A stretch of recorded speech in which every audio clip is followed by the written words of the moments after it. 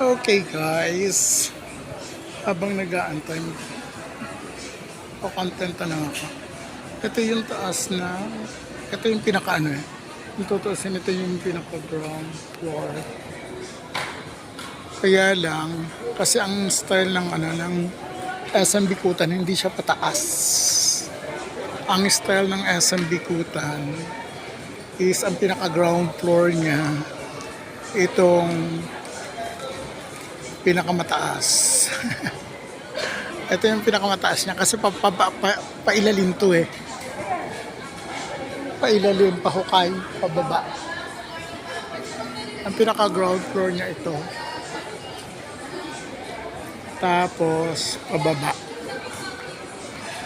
Hanggang ano lang naman to, third floor.